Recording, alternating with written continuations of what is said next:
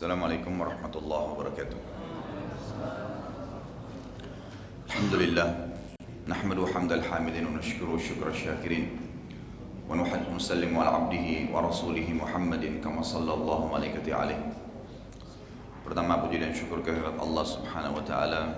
Dan juga yang kedua senantiasa kita panjatkan salawat dan taslim atas Nabi besar Muhammad sallallahu alaihi wasallam.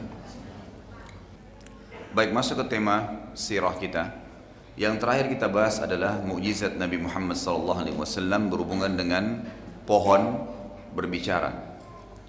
Ceritanya saya reviewkan sedikit, bahwasanya seseorang yang bernama Ruqana ini salah satu dari ahli gulat Jazirah Arab. Dia pernah datang ke Mekah dan menantang Nabi sallallahu alaihi wasallam sambil berkata, "Wahai Muhammad, saya mau menantang kamu." Kebetulan Ruqana ini memang seorang pegulat yang tidak pernah dikalahkan. Belum pernah ada yang kalahkan dia di Jazirah Arab. Dengan postur tubuhnya yang kekar, tinggi, memang kuat. Tapi tujuan dia bukan untuk masuk Islam atau mendapatkan mukjizat, melihat mukjizat, bukan. Memang dia ingin menghinakan Nabi sallallahu alaihi wasallam. Tujuannya nggak benar. Maka dia dengan kekuatan fisiknya datang kepada Nabi SAW, berteriak dekat Ka'bah waktu Nabi lagi tawaf SAW dan berkata, "Wahai Muhammad, saya ingin menantangmu gulat. Kalau kau bisa menang, saya beriman. Tapi kalau kau kalah, ya, maka kau harus mengakui tentang kekuatan saya dan kau tinggalkan agamamu."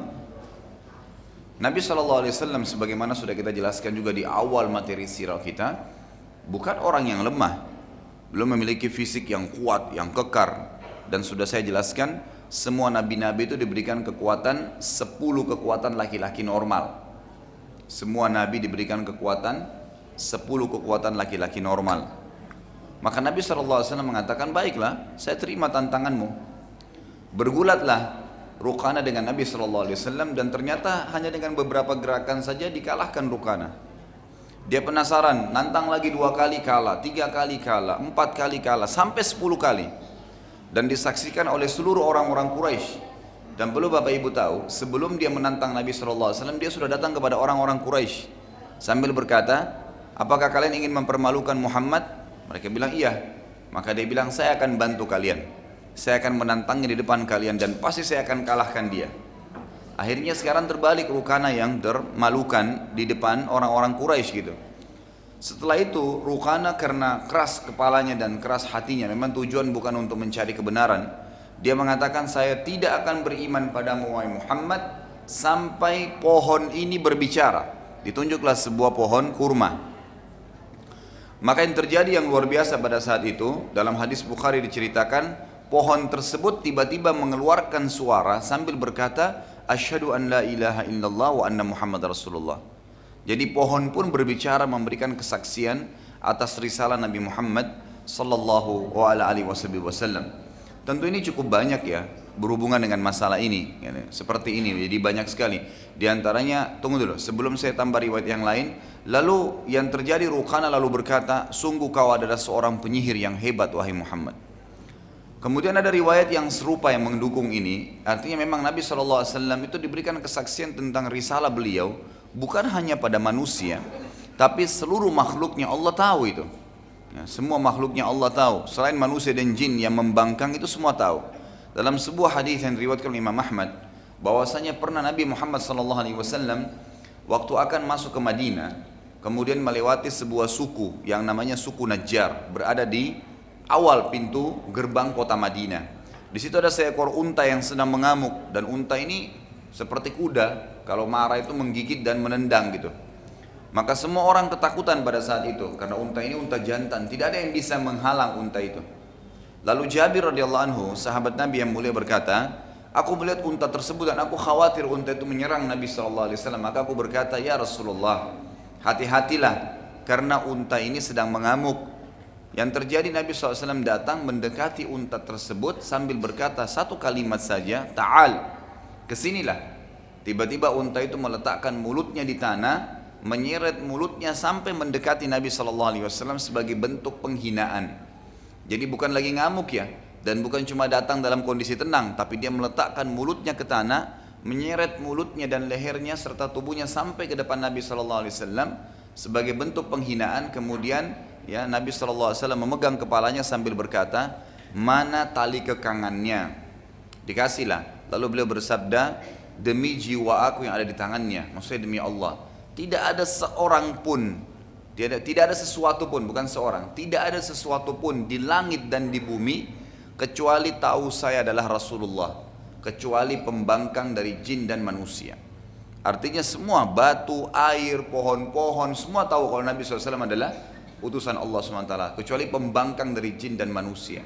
Jadi ini juga riwayat-riwayat yang menjelaskan banyak sekali benda-benda yang bisa memberikan kesaksian kepada Nabi SAW.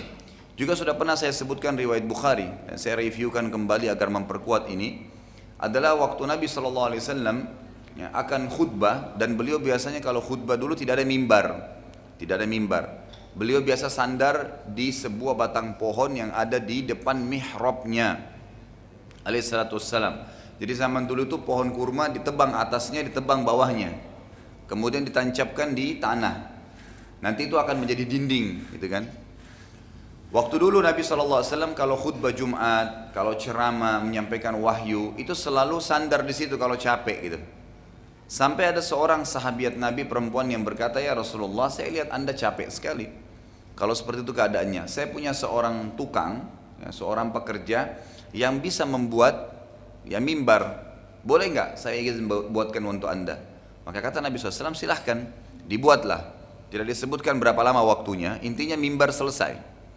Waktu selesai bertepatan hari Jumat, Nabi SAW, kata Jabir radhiyallahu anhu meriwayatkan riwayat ini, tiba-tiba saja waktu Nabi SAW melihat mimbar tersebut, naik ke atas mimbar. Setelah beliau salam, seperti biasa khatib Jumat, maka Bilal mulai azan. Waktu azan, kata Jabir radhiyallahu anhu, saya melihat atau kami melihat, saya lupa ya Jabir atau Anas yang meriwayatkan hadis ini, ada salah satunya sahabat Nabi ini, tapi hadis ini sahih riwayat Bukhari.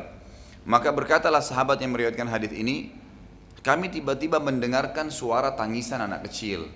Kalau dalam riwayatnya dikatakan anak bayi. Dan di masjid nggak mungkin hari Jumat ada anak bayi, nggak ada perempuan, nggak ada anak kecil, nggak ada anak bayi gitu. Lalu makin lama makin besar. Kemudian kami tiba-tiba melihat Nabi SAW turun dari mimbarnya, mendekati batang pohon yang ada di depan mihrabnya. Jadi mihrab seperti ini, di depannya pas ada pohon besar gitu.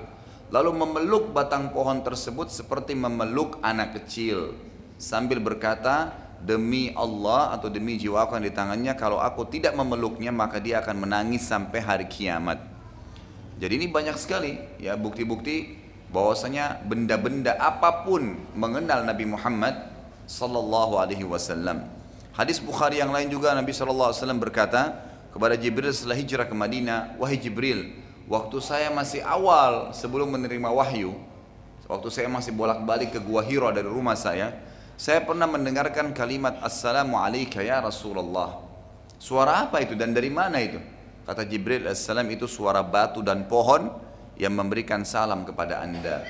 Itu sebelum dinobatkan jadi Rasul.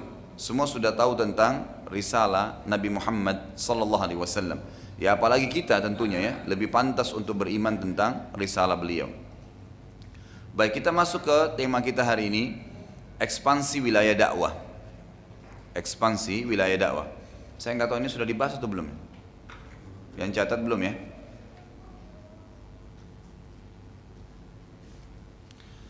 Nabi SAW melihat kondisi Mekah ini tidak mendukung dakwah beliau diterima.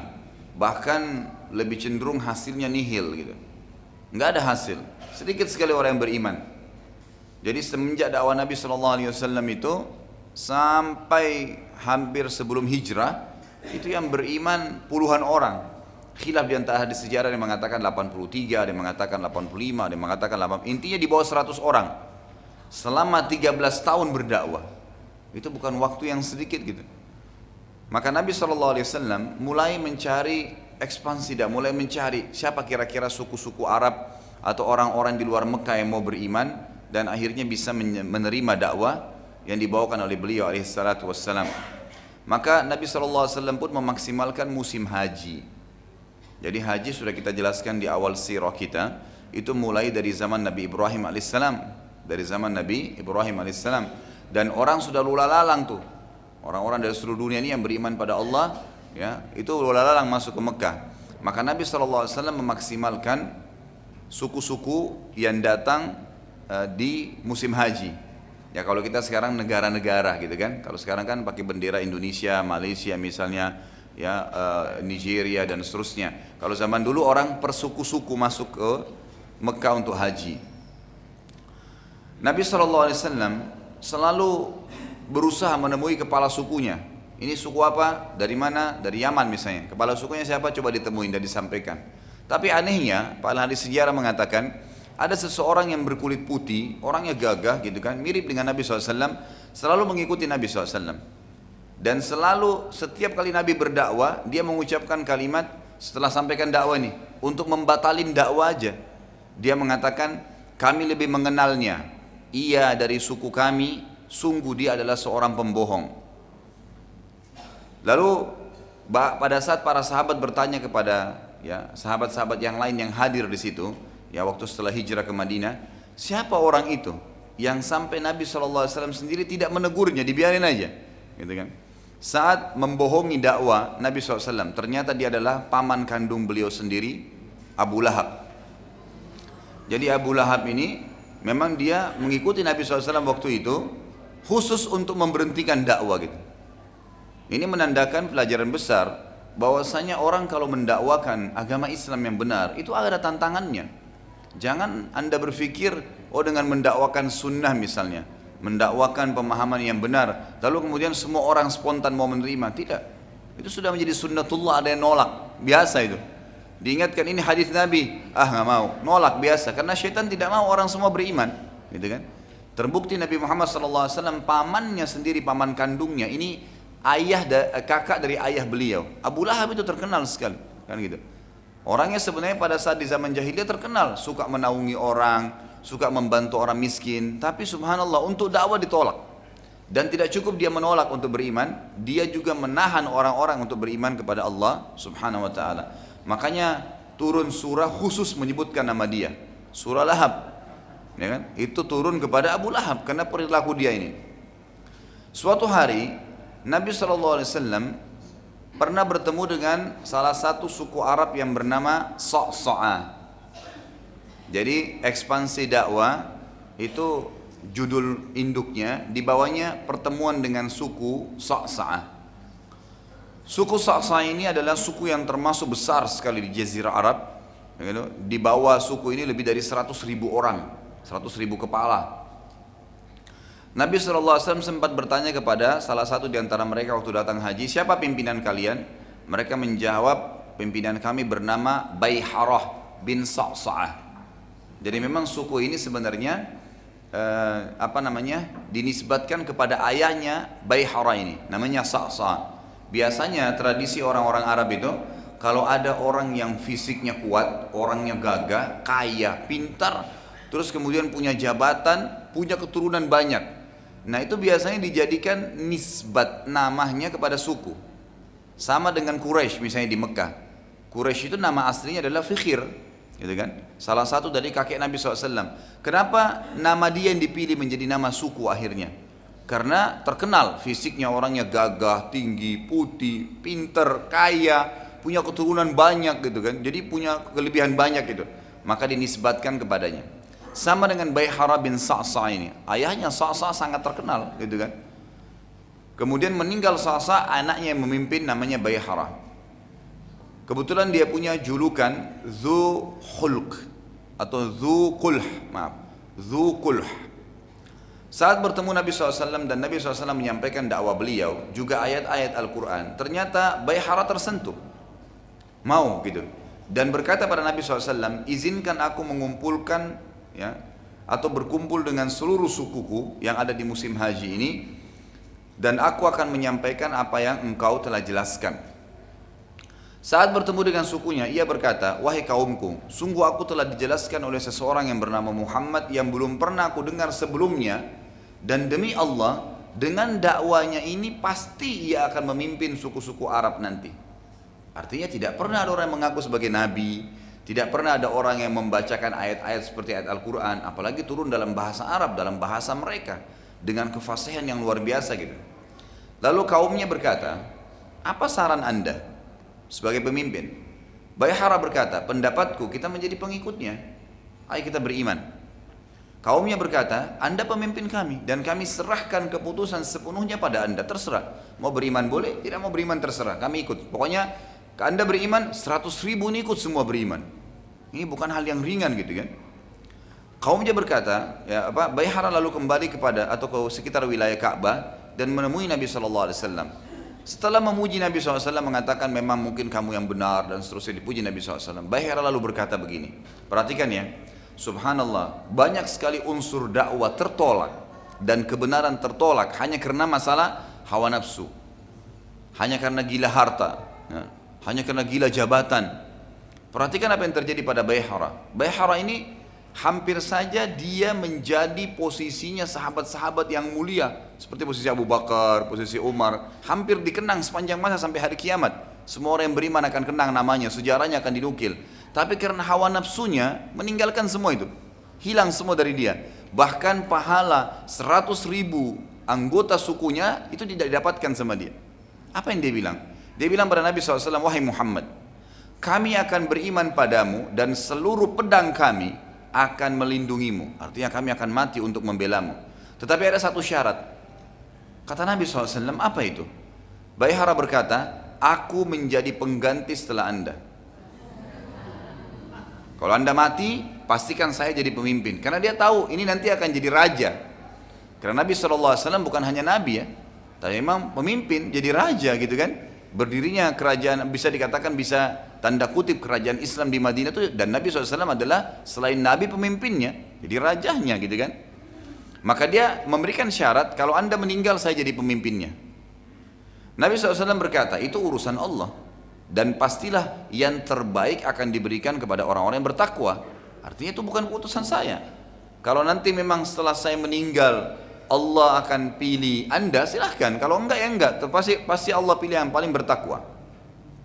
Bayhara lalu berkata lagi, wahai Muhammad, kami siap melindungi anda, gitu kan? Kami siap melindungi anda dari seluruh suku Arab atau siapapun yang mengganggu anda, dan bukan kami yang mewarisi kepemimpinan setelah anda. Jawaban Nabi SAW sekali lagi, itu urusan Allah, dan pastilah yang terbaik akan diberikan kepada orang-orang yang paling bertakwa gitu. Dengan keputusan Nabi SAW, Nabi tidak berikan kejelasan, cuma mengatakan saya tidak bisa janji, beriman anda silahkan tetap jadi kepala suku. Karena tradisi Nabi SAW, bukan cuma tradisi, memang ajaran Allah SWT kepada Nabi Muhammad SAW, itu kalau ada orang yang beriman, beliau tidak ganggu jabatannya, kedudukannya, tidak diganggu, dibiarin aja gitu kan. Seperti kalau anda masih ingat dulu ada seseorang yang bernama Bazan di awal pelajaran kita dulu. Ada seorang gubernur Persia yang berkuasa di wilayah Irak, gitu kan? Raja di sana, tapi dia dianggap gubernur oleh Persia. Waktu dia beriman pada Nabi SAW dan tapi tidak pernah lihat Nabi ya, maka ulama masukkan dalam kategori tabi'in. Itu Nabi SAW tidak ganggu, nggak diganggu, nggak diambil jabatannya, misalnya disuruh bayar apa, enggak. Nabi bilang sudah beriman silahkan tetap memimpin. Semua raja-raja juga yang Nabi SAW kirimkan surat, dari Raja Romawiya, Raja Persia, Raja Najasyi yang ada di Afrika, itu semua waktu dikirimkan risalah, Nabi SAW tidak minta kerajaan mereka, hanya minta ikrar syahadat, lalu terima hukum Allah, silahkan tetap memimpin. Dan inilah Islam gitu kan. Anda kalau menjadi seorang da'i, cukup ikrarkan syahadat, selesai. Jangan pernah berharap apapun dari mad'u, orang yang didakwai. Semua da'i subhanallah yang berharap ada balasan dari orang yang sedang didakwai, pastikan dakwanya tidak akan berbekas, nggak mungkin. Tapi kalau dia ikhlas memang mau menyampaikan agama Allah dan Allah akan memberikan balasan sama dia, maka selesai gitu kan. Kalau ada seorang da'i memang dia sudah ceramah lalu diberikan amplop misalnya, itu rezeki dia. Tapi kalau dia mau ceramah ditentuin, saya nggak datangnya kecuali 10 juta. Loh, misal begitu. Saya sampai disampaikan oleh salah seorang ya mad'u gitu kan, orang yang terdakwa ini mengatakan, Ustadz, masa ada seorang Ustadz diundang ke Kalimantan waktu itu, kemudian tidak jadi datang hanya karena tarifnya kurang. Subhanallah, agama ditunggangi untuk kehidupan dunia bagaimana gitu kan. Sementara semua konsep para nabi apa dalam Al-Quran, semua ayat cerita tentang nabi-nabi dalam surah Al-Anbiya, dalam surah Ibrahim, dalam surah Hud, banyak sekali. Selalu konsepnya sama. A'udzubillahi minasyaitonirrajim. Qul la as'alukum alaihi min ajrin in ajriya illa 'ala Allah. Saya tidak pernah berharap balasan dari kalian dan balasan saya di sisi Allah. Tidak ada orang yang tulus berdakwah kecuali Allah penuhi kebutuhannya, gitu kan? Tapi kapan dia menunggangi mad'unya, orang yang didakwai untuk mendapatkan manfaat duniawi, pastikan tidak akan diterima dakwanya. Ataupun orang cuma mengatakan bagus ya, selesai. Orang-orang pulang nggak bawa bekas, nggak ada ilmu yang bisa dibawa, nggak berbekas, nggak berubah orang yang sedang didakwainya. Maka itu pengaruhnya sangat besar, pengaruhnya sangat besar. Kita kembali ke bahasan tadi. Maka yang terjadi apa? Orang ini minta balasan, gitu kan? Dengan keputusan Nabi SAW, Baihara tidak jadi beriman. Dan dengan dia tidak jadi beriman, 100.000 sukunya nggak jadi beriman. 100.000 orang dia bisa panen, pahalanya itu luar biasa. Itu mereka-mereka. Bagaimana kalau anak cucunya nanti lahir, gitu kan gitu? Kemudian beriman semua sama Allah, berapa juta pahala yang didapatkan sama dia gitu. Tapi dia nggak pikirin itu. Semua itu karena Baihara lebih berpikir urusan duniawi.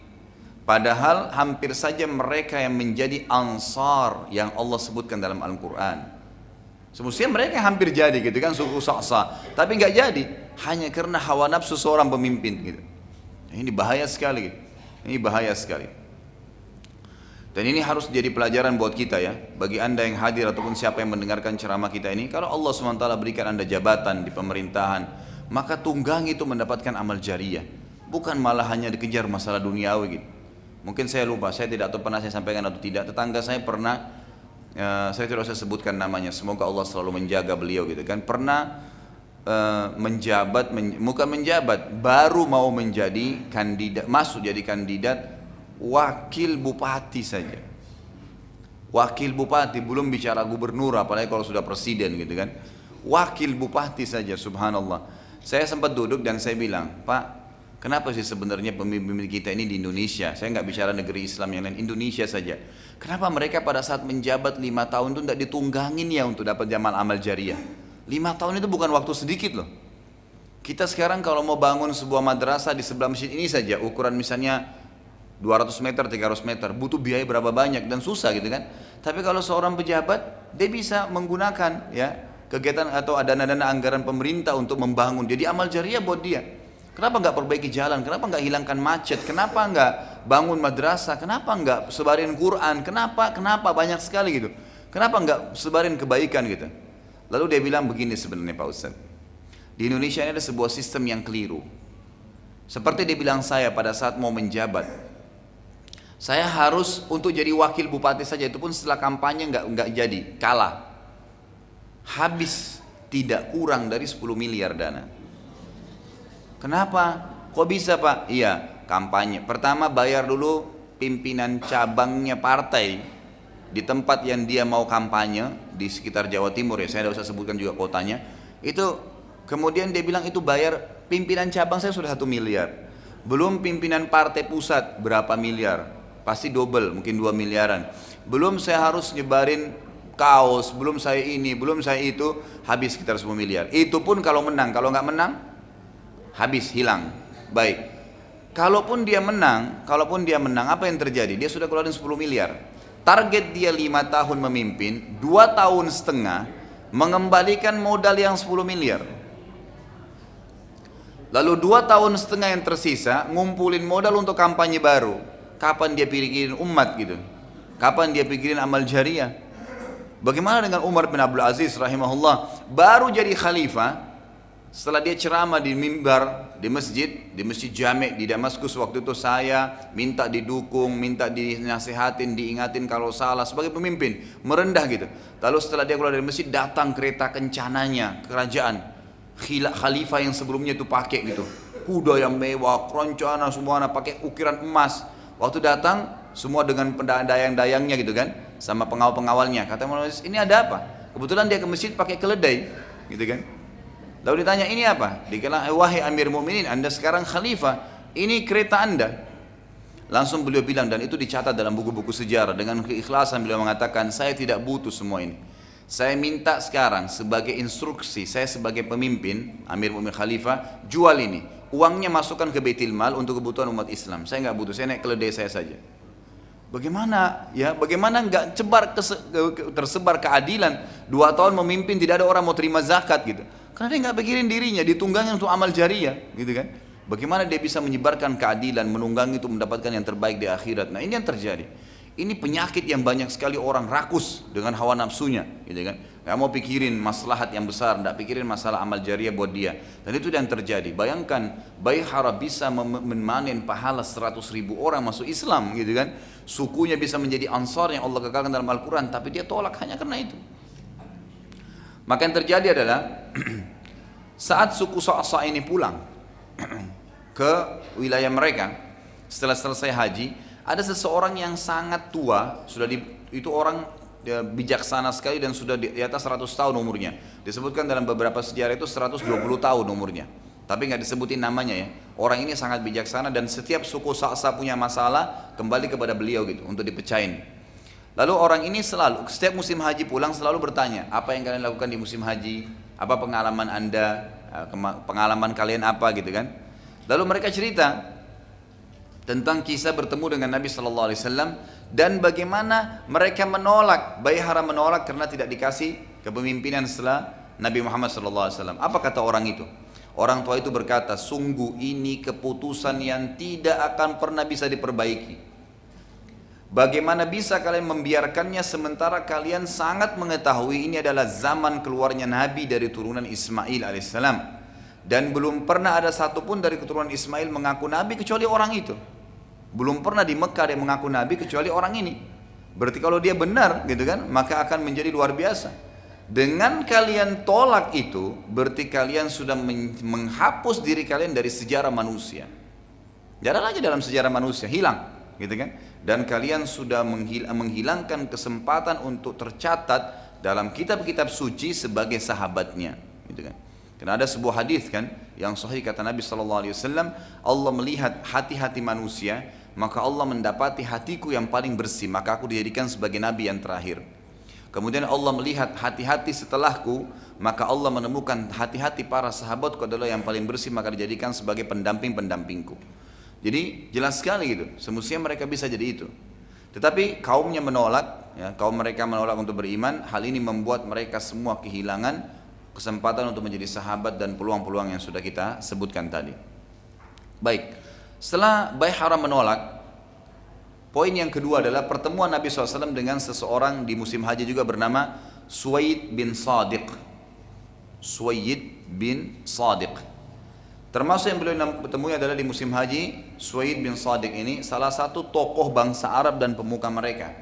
Setiap kali suku-suku Arab ini lebih dikenal lagi Suwaid ini karena dia suku Arab manapun yang jumlahnya ratusan pada saat itu punya masalah, tidak bisa dipecahin, didatangi Suwaid ini. Selalu mereka minta pendapat gitu. Termasuk yang Nabi SAW temui adalah dia. Saat bertemu dengan Nabi SAW, beliau berkata, wahai Suwaid, sungguh aku mempunyai perkataan yang aku ingin engkau mendengarkannya. Kata Suwaid, aku tidak mau mendengarkannya karena selama ini dia dianggap tokoh gitu kan. Maka dia nggak biasa share sama orang.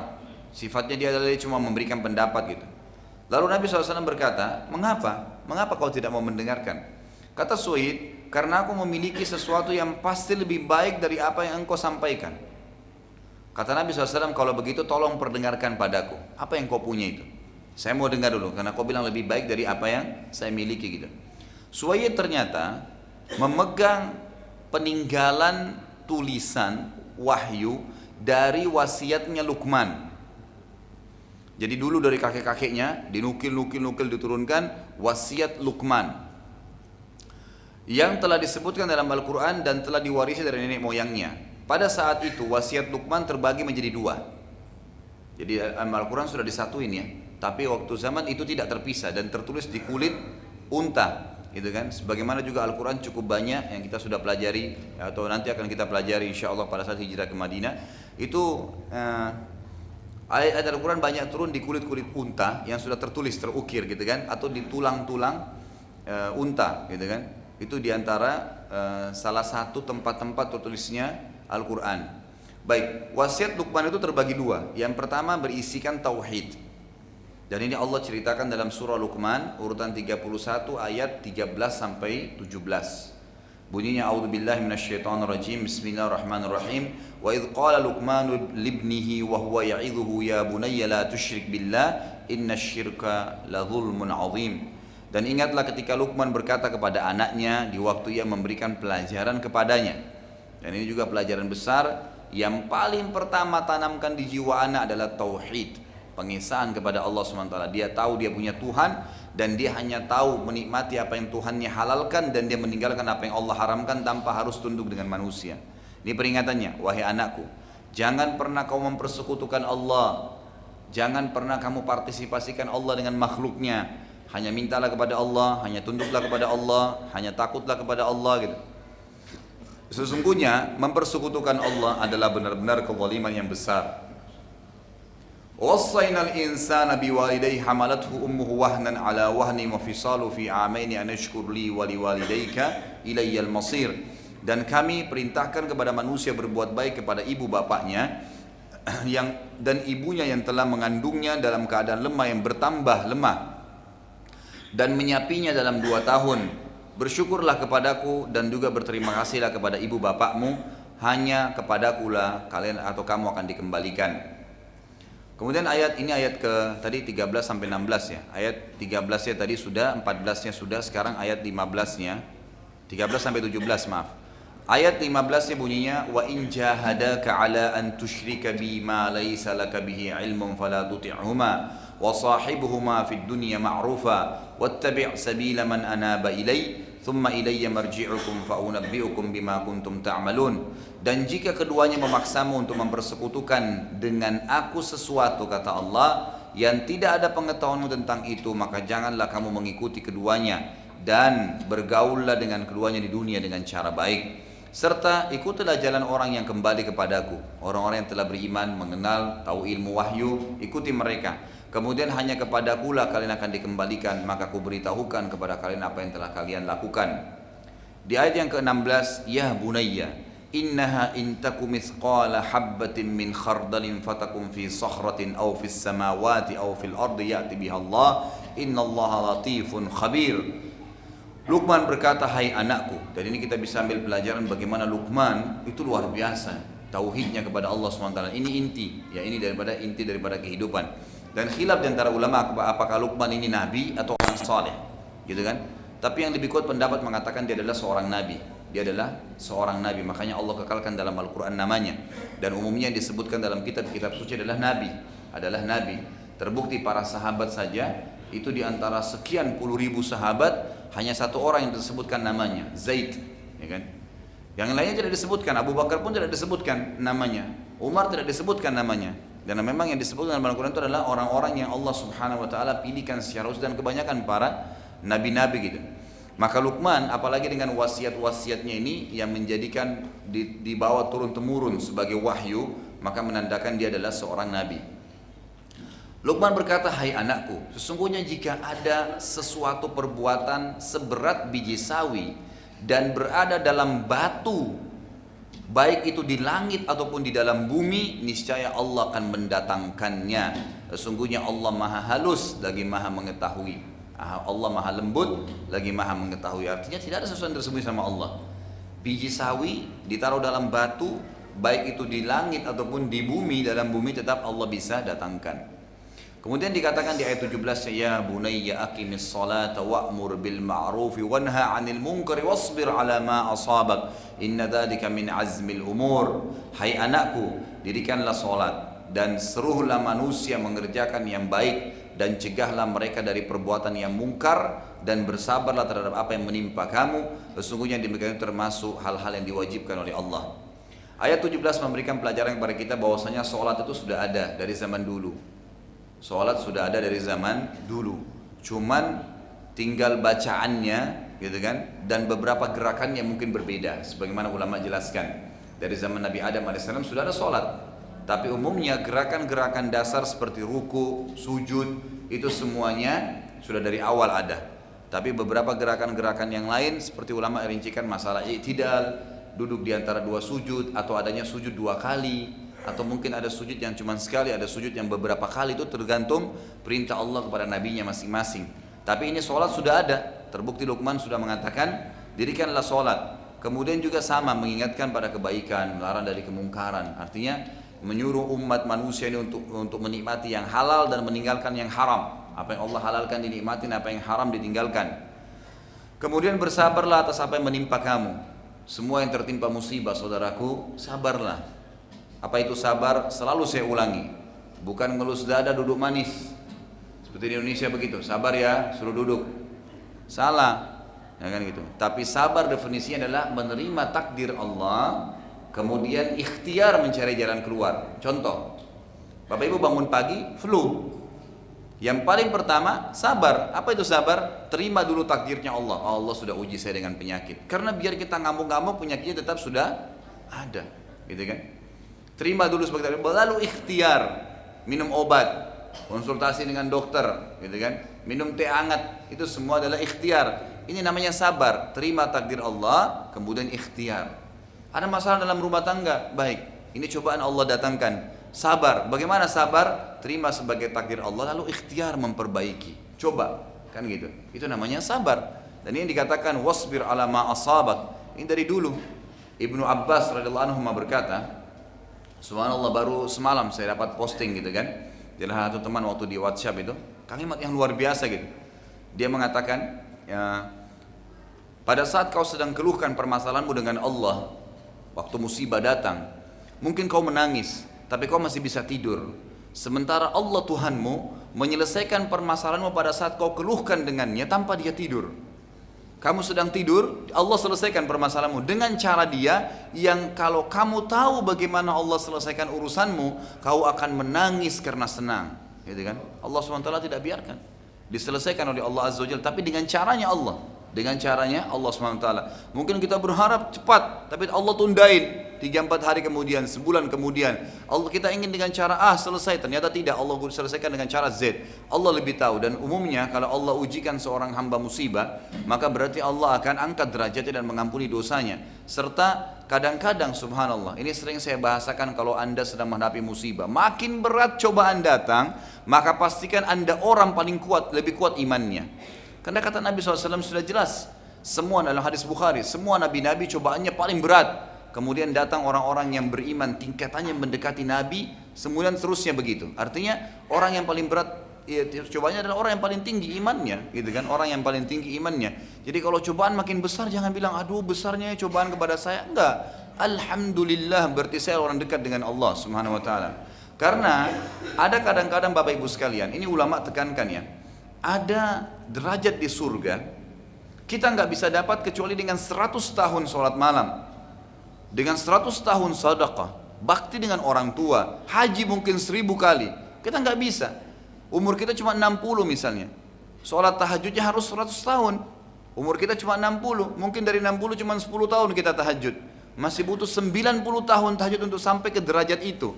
Fasilitas itu di surga, dari dayang-dayangnya, dari istananya, dari fasilitasnya semua. Tapi Allah mau kita sampai di situ. Bagaimana caranya? Allah uji kita dengan penyakit 10 tahun. 10 tahun nutupin yang 90 tahun kurang tadi. Sabar, nggak masalah, gitu kan? Kalau saya sering bahasakan itu, kalau ada tulisan saya judulnya musibah, kenali sebabnya, nikmati prosesnya. Insya Allah akan terbit nanti tahun depan buku itu. Saya sudah tulis dan insya Allah sudah 80% selesai gitu. Itu saya tuliskan musibah, kenali sebabnya, gitu kan? Dan nikmati prosesnya, nikmatin aja. Nggak usah keluh kesah, karena keluh kesah tetap tidak akan menyelesaikan masalah. Kata Umar radhiyallahu anhu, orang yang tertimpa musibah dan dia bisa terima sebagai takdirnya Allah, lalu dia sabar menjalaninya, maka dia akan menikmati, maka dia akan menjalani proses ya musibah itu dalam keadaan tenang dan dia akan menikmatinya. Artinya sakit ya sudah diterima, karena biar kita keluh kesah tidak bisa, dan pahalanya akan maksimal. Dengan ada orang kena musibah tapi keluh kesah, dia susah lalui, tidak ada pahalanya, nggak ada yang didapat sama dia. Maka sabar. Inna dzalika min azmil umur. Kata Luqman, sesungguhnya itu adalah hal-hal yang pasti terjadi. Allah sudah jadikan sebagai sunnatullah. Azmil umur pasti terjadi, nggak mungkin tidak. Semua orang akan diuji oleh Allah Subhanahu Wa Taala, gitu kan? Tapi tergantung dengan kadar imannya, Sebagian salaful ummah dari tabi'in, kalau mereka sebulan tidak sakit, mereka langsung beristighfar kepada Allah gitu. Kalau nggak sakit gitu. Sampai ada di antara mereka kadang-kadang kalau jalan kesentuh kakinya batu, beristighfar kepada Allah dan mengatakan alhamdulillah, Allah sudah membersihkan dengan ini dosa saya. Sampai seperti itu. Mereka mau minum terlambat airnya, alhamdulillah, cobaan datang, berarti ini akan mengampuni dosa-dosa saya. Ada derajat yang saya akan dapat di surga yang tidak bisa dijangkau kecuali dengan ini. Sedikit ada masalah, sedikit ada kekurangan harta, sedikit ada kekurangan, ada masalah penyakit, ada cobaan, gak masalah. Ada orang utang gak bayar, sabar aja, gitu kan? Sambil ikhtiar, gitu kan? Sambil ikhtiar. Ingat, sabar bukan duduk manis. Tagih dia, ikhtiar, tapi terima sebagai cobaan dari Allah. Jangan gara-gara orang utang 100 ribu kita sudah sakit sebulan gitu kan ya. Tapi coba kita ikhtiar, oh berarti Allah lagi coba saya. Bukankah Nabi SAW mengatakan apa dalam hadis yang sahih riwayat Bukhari, siapa yang menghutangkan sesuatu pada orang kemudian belum terbayar, maka sama dia bersedekah setengah dari utang itu. Kalau ada pernah ibu-ibu saya sampaikan sampai nangis gitu, Ustaz ternyata saya baru tahu ya, 10 tahun saya pernah utangkan uang orang gitu kan, belum dibayar-bayar Ustaz. Ya sama 10 tahun kalau saya bahasakan dengan bahasa saya, setiap hari 10 juta waktu itu utangnya, sama dengan ibu tiap hari infak 5 juta selama 10 tahun. Berapa banyak pahala yang didapatin gitu. Makanya fahami dengan ilmu, maka kita akan bisa melalui kehidupan ini gitu. Itu pasti dari azmul umur. Tidak ada yang sia-sia dalam Islam, tidak ada yang sia-sia di dalam Islam. Jadi sabarlah ya. Wasbir ala ma asabak. Sabar. Ibnu Abbas berkata radhiyallahu anhuma, dalam statement sabar ini, beliau mengatakan yang saya dapat posting semalam ya. Kalau seandainya, kata beliau, kalau seandainya langit ini rubuh, gitu kan, menimpa bumi, maka pasti Allah akan berikan jalan keluar kepada orang-orang yang bertakwa dan sabar. Jadi pasti Allah akan bukain celah-celah yang mereka tidak kena timpaan tersebut dan mereka bisa lari, lepas daripada reruntuhan langit. Bukankah Allah mengatakan, "Wa may yattaqillaha yaj'al lahu makhraja"? Orang yang bertakwa, orang yang patuh dan sabar itu akan diberikan makhraja, jalan keluar dari masalah dia. Maka tinggal sabar saja dan pasti hasilnya akan manis gitu kan. Nikmatin prosesnya. Ada orang tiba-tiba la qadarullah stroke. Dia ngamuk-ngamuk juga percuma. Kita lihat ada orang subhanallah stroke tiap hari emosional. Kenapa dia kena? Makin parah kan. Tapi coba ada orang bilang, oh dicoba sama Allah, ya sudah cobaan dari Allah. Ikhtiar, coba berobat, coba bertanya sambil dinikmatin, jalanin aja. Ada orang subhanallah lumpuh, ya tangannya nggak ada dua-dua, kakinya nggak ada, tapi tetap beraktivitas karena dia bisa nerima itu sebagai sunnatullah. Dan ingat itu hanya di dunia. Setelah di akhirat nanti, orang yang lumpuh di dunia, orang yang patah tangannya, orang yang buta matanya kembali semua sempurna di akhirat dan dia akan mendapatkan yang terbaik dari apa yang telah dicobakan kepada dia. Jadi sabar, gitu kan? Sabar, insya Allah akan ada, pasti ada titik temunya. Yakin Allah bersama kita. Ini potongan yang pertama. Jadi dari ayat 13 sampai ayat 17 surah Luqman ini berisikan tauhid, bagaimana kita beriman kepada Allah Azza wa Jalla. Potongan ini tidak ada pada tadi suwayit itu. Ada potongan yang kedua berisikan perintah akhlak. Itu ayat surah Luqman sama. Tadi kan ayat 13 sampai 17 masalah tauhid ya. Masalah akhlak ini ayat 18 sampai 19. Yang bunyinya a'udzubillahi minasyaitonirrajim wala tusa'ir khaddaka lin-nasi wala tamshi fil ardi maraha innallaha la yuhibbu kulla mukhtalin fakhur waqsid fi mashyika waghdud min sautik inna ankaral aswati la sautul hamir. Dan janganlah kamu memalingkan mukamu dari manusia karena sombong. Ini dari dulu sampai sekarang di zaman Nabi SAW pun sampai di zaman kita ini perintah Nabi SAW jelas. Tidak akan mencium bau surga orang yang di dalam hatinya seperti biji sawi dari kesombongan. Apa yang mau disombongin gitu? Ya, apa yang mau disombongin? Kendaraan yang mewah, gitu kan?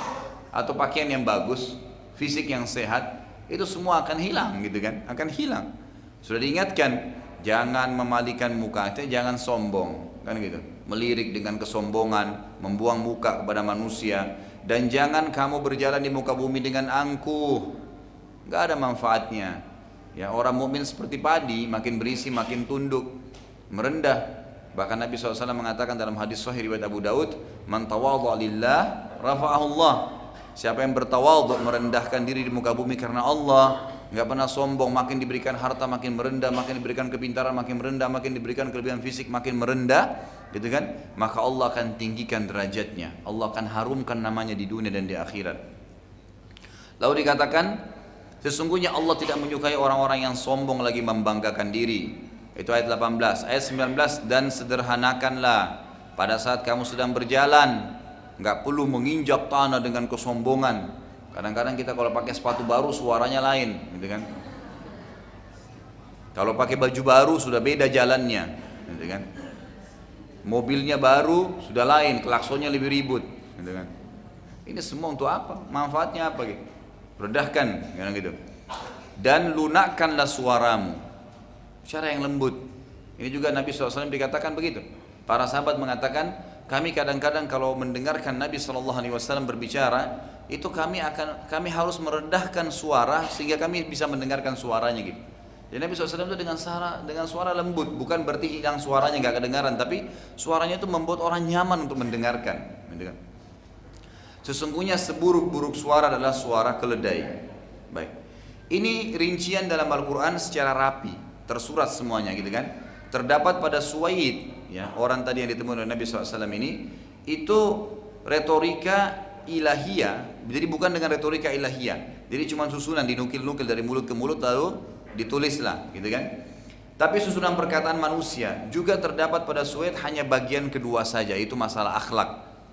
Setelah Nabi SAW mendengarkan dari Suwaid bin Sadiq tadi, beliau SAW mengatakan, sungguh ini perkataan yang baik, tapi aku mempunyai yang lebih baik lagi dari itu. Suwaid lalu terkejut karena belum pernah ia menyampaikan wasiat Luqman kecuali semua orang mengakui bahwasanya itu benar ya.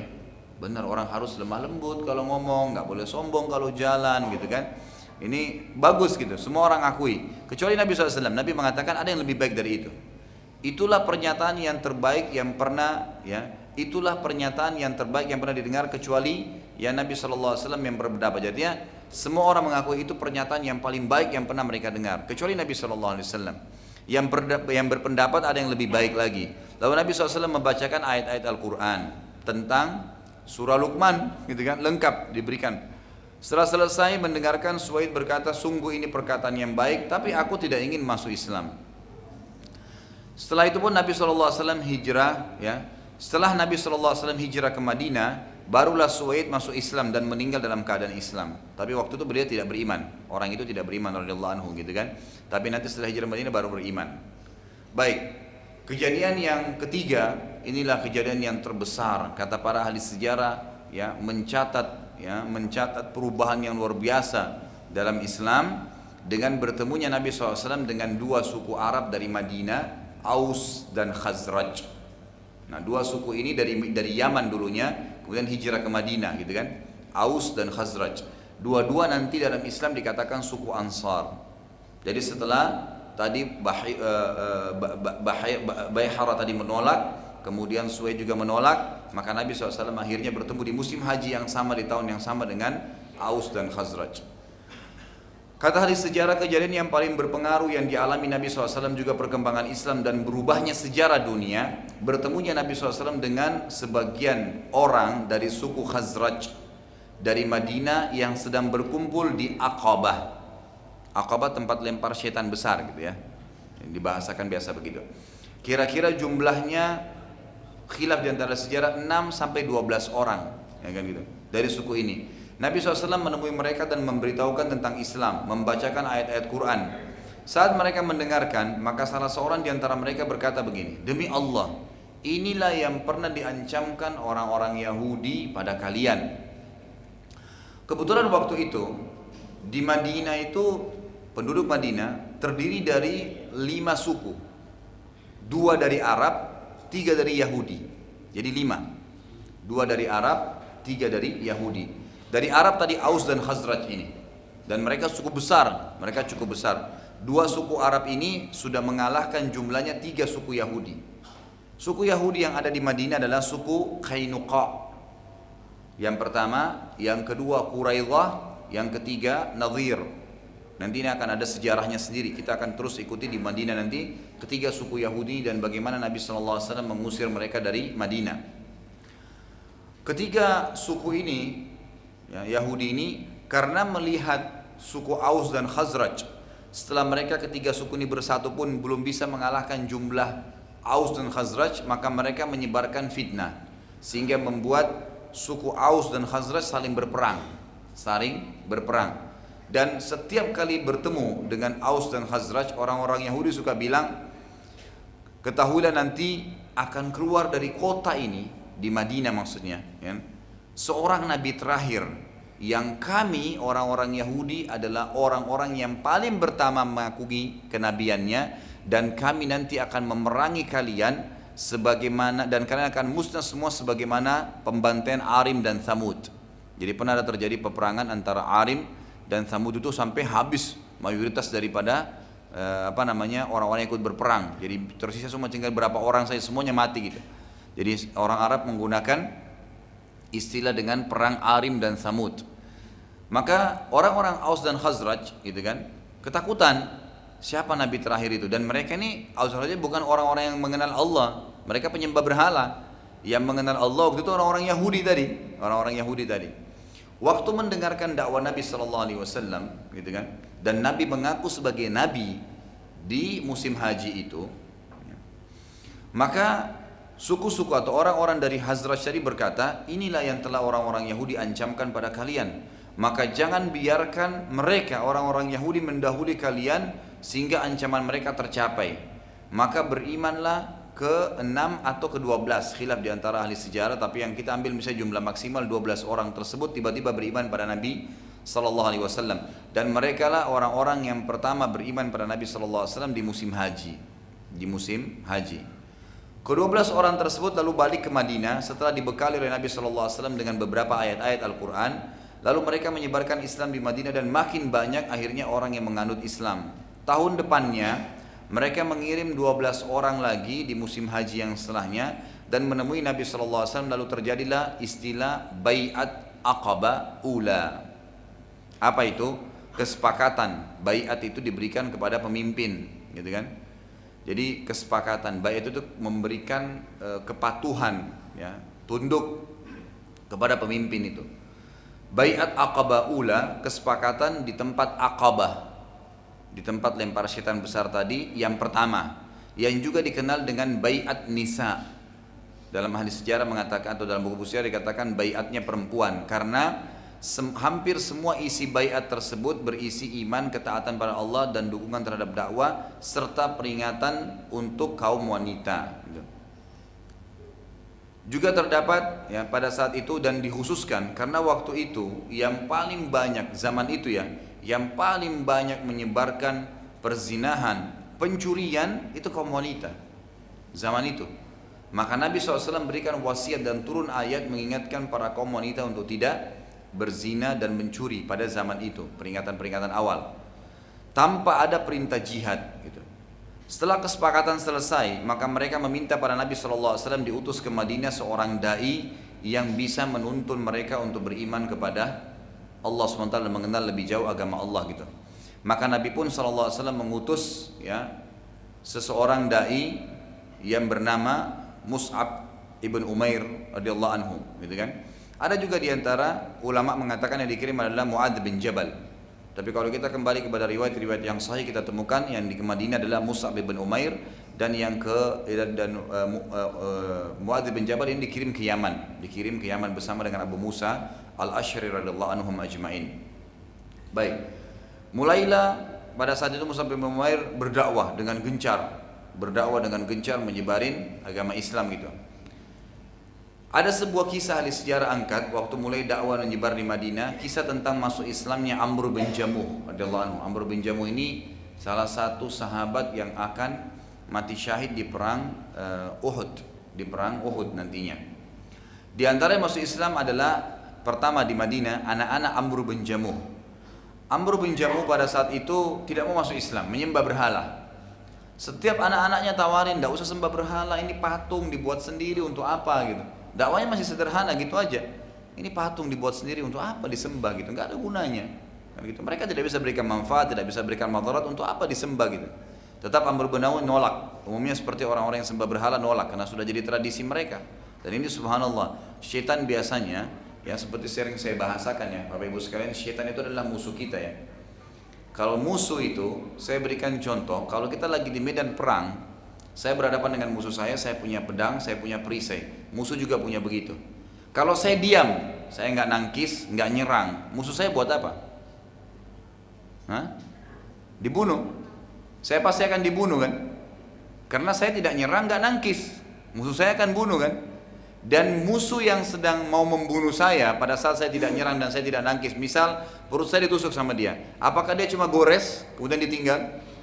Dia pasti akan tusuk sampai mati dan diobrak-abrik. Begitulah syaitan. Jadi Allah sudah mengatakan, ulama tafsir mengatakan pada saat menafsirkan makna, ya, innahu lakum aduwwum mubin. Syaitan itu adalah musuh kalian yang nyata. Artinya tidak ada yang Allah sebutin kata-kata musuh seperti menghadapi syaitan ini. Berarti itu jelas syaitan. Jadi kata para ulama menafsirkan, syaitan itu seperti tadi orang punya pedang, punya perisai, dan dia selalu menyerang orang-orang yang beriman pada Allah ini. Diserang sama dia. Dan kalau sudah dia serang dan sempat dia melukai sedikit, dia tidak akan tinggal diam, akan dilukai terus. Dan dia berusaha luka yang sudah kena itu tidak kering. Maksudnya apa? Serangan dia adalah kita berbuat maksiat.